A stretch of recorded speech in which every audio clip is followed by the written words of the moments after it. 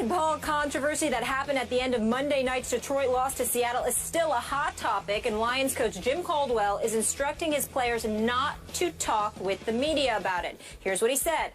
I'm not going to tell them not to talk about it. We can't be hanging on something that happened a night ago that we can do nothing about. There's nothing we can do about it. Very true. Herm Edwards is still here with us. Do you like the way Jim Caldwell handled this controversy during and now after the game, Coach? Well, during the game, I wish that obviously he would have called the referee over there and said, hey, look, hey, that's not the correct call. I mean, that's not, can we look at this? Because this needs to be looked at. I'm trying, in other words, I'm trying to help you guys out. Because you have not made the correct call. Okay? So you need to look at this before you decide what you're about to decide. And how would have got his attention? However, if I'd had to walk down in the end zone, throw a red flag, do something, but say, hey, come on over here. That is not the correct call. Okay? And advise the official, you're about to put yourself in a bad position. I'm trying to help you now as the head coach. Okay? Well, that didn't get done. And I think after the game, Jim handled the way you have to handle it. Because you're the head coach, I think going forward, your football team, you can't lay the loss on this. Because right now, when you look at their numbers as a football team, they're not very good. No. Okay, they could have won this. We can say, well, they'd have got the ball back. Maybe they'd have won the game. I get all that. But when you look at the numbers, Calvin Johnson has 1 touchdown. Golden Tate has 0. They're scoring 16 points a game. Their defense is not the defense they had last year. And I understand.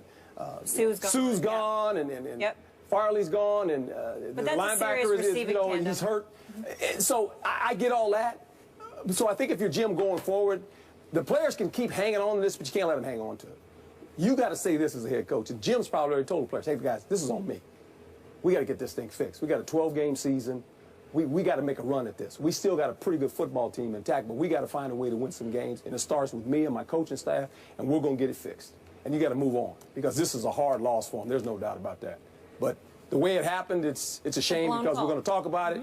We know the officials were not in position or to call it correctly, and I'm surprised the officials didn't huddle up and say, hey, look, let's get this thing right, because this is wrong. But Jim could have brought it to their attention, knowing that I know the rules, and the rules say that you cannot bat the ball out of the end zone, period. And it's kind of ironic because in 2013, this happened with New England and San Diego. There was a batting call by in a game, and then Seattle had one, believe it or not, against San Francisco, where they batted it out of bounds. Okay, but they're batting it out of bounds, not through the end zone. Yes, but here's the deal. What struck me right away when it happened, I said, well, that's a foul. But was even more mystical to me is like, you never teach a defensive player to bat a ball. No.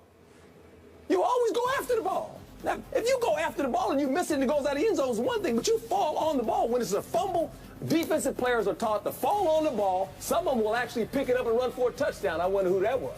Okay? Yeah. But you go for the ball. You don't never knock it out of bounds or try to knock it out of the end zone. You don't do that defensively. That's just my mindset. I mean, I've always coached my teams that way. You go after the ball. You try to take the ball away from the offense. And when it's on the ground, go get the ball. The only people you ever see kick it out of the back of the end zone is a punter who misses the snap, he wants the safety. Or maybe a quarterback who loses the ball and just you take the safety. Say, we'll take the safety. Okay, whatever we got to do. Real quick, any way they didn't know the rule? I don't know that. You got to ask them that. I don't know. I'm not going to sit here and try to second-guess coaches and their staff. Stephen A. You play to win the game. And I'm going to give you the jingle. Hello. That's the jingle, Stephen A. There you go, baby. You got it right. You know, don't press in. Yes. All of this stuff, Skip, that we point to, courtesy of our man, Coach Herm Edwards, speaks to a vivacious, a demonstrative personality, which Jim Caldwell could have used Monday night. This is why I brought it up. Okay. Skip, forgive me for laughing, but I'm kind of imagining Herm Edwards, of all people, on the sideline. And that play takes place in clear violation of the rule. And Herm Edwards just standing there like Joe Cool, like, what's going on? That ain't going to happen. I'm going to be in the end zone. I'm going to get a foul. They're going to call a foul on me, Stephen A., because I'm going down to the end zone.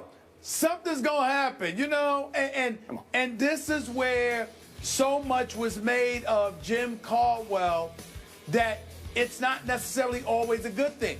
This is one of those instances, Skip, where dare I say, we would have preferred Jim Schwartz as the coach at that particular moment. Maybe. I'm not saying that he's not better for the Lions, because I definitely think that Jim Caldwell is better for them than he was.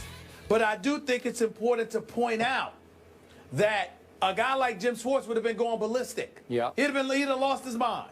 Okay? And that's what needs to happen from time to time. But in the end, to me, Skip, all of this is irrelevant.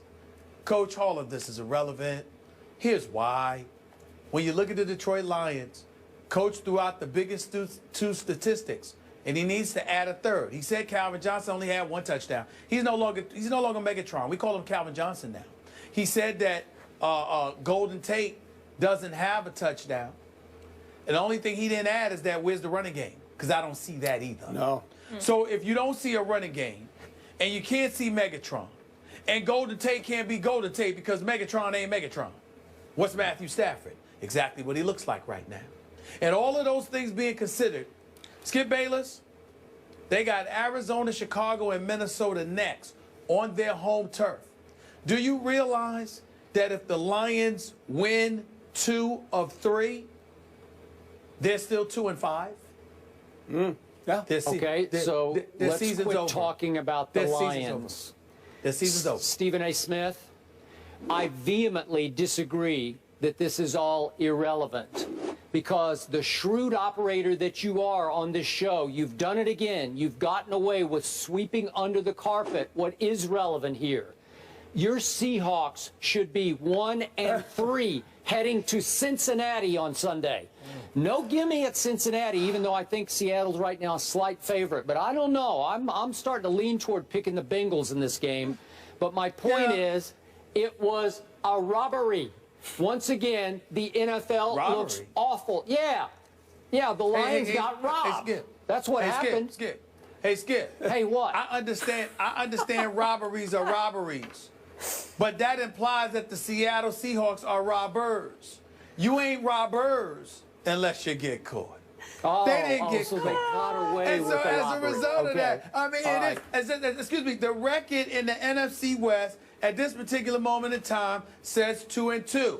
Undefeated since the return of Cam Chancellor. Yeah, that's what it says. That's what I see. Needs a big asterisk beside it. No. I don't know. I mean, we saw a bad play, a missed call. We get all of that. But I saw a defense that basically shut Detroit down until that last drop. I saw Cam Chancellor go in there sweeping and under the carpet, 91 yards for a touchdown until that last drive. That was some drive. Stuff like that happens. Oh, hey, your man Brandon Whedon. Hold on. Your man Brandon Whedon took the Dallas Cowboys about 90 yards on Sunday night. How'd the game end? How'd the game end, Skip Bayless? I'm just saying. I'm just saying. What happened? What happened? So let's get back to the Seahawks that you picked to go to the Super Bowl and win the Super Bowl, who stole that game. And by the way, their head coach, before I get to Jim Caldwell, Pete Carroll had no idea what that rule was or is, because he continued to talk about it yesterday as if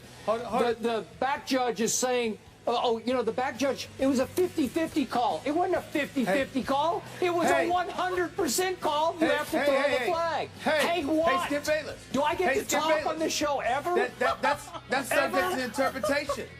That's subject to interpretation. Oh. That's all I'm saying. Yeah. That's your interpretation. I don't know that to be true. Maybe it was 50-50. I don't know. Maybe. Okay. Now you're in their camp. Okay. Now let's go back to what I thought should have been the headline of the day from the comments from Coach Caldwell. Coach Caldwell says that he saw the field judge, not the back judge, with his flag out in his hand, waving his flag like he was preparing to throw it, or to at least alert his compatriots on his ref crew, hey, and Jim saw it. That's what he said. I saw him waving the flag.